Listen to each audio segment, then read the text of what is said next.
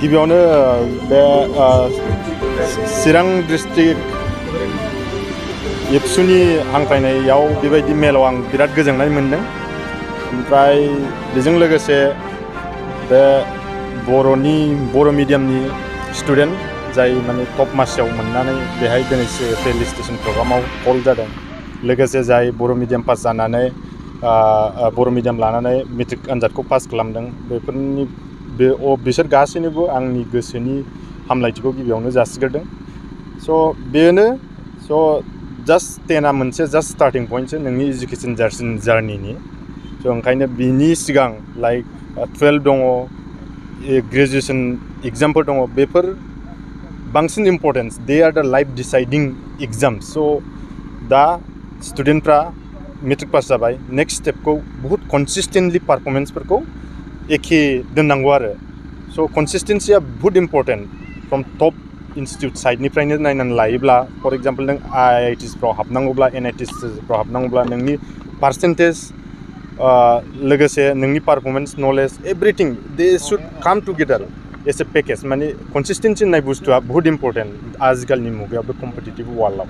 स' बेखौनो आं सानो बे मेसेजआ बयबो स्टुडेन्टनि थाखाय गोसारगोन। ओमफ्राय बेखौ नोजोर होनानै पास जानाय स्टुडेन्टफ्रा मिडियामनि जेंनाखौ बुङालासिनो माने मिडियामाथ' जास्ट रकेट साइन्स फरायनायबो गोरा नंखाया, इजिलि टाइमजोंनो एडजास्ट जालांग्रा बुस्थु। स' बेफोरबायदिखौ बाद होनानैब्लाबो गावनि बे माखासे जि टार्म रुल्स दङ बेफोरखौ फकास खालामनानै हार्डवर्क खालामनानै जायफोर स्टुडेन्टआ अलरेडि बे UG ग्रेजुएशन लेभेलाव थांखाबाय बिसोर एटलिस्ट माबा साननो हानाय पावारा बिसोरनाव दंखासै।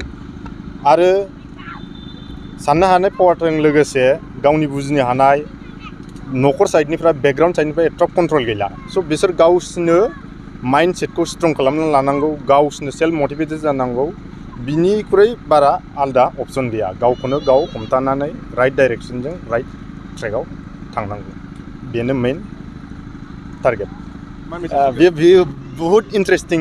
माखासे मानसिफ्रा बुङो जेनेबा टेलेन्टखौ नायनानै हगारनांगौ।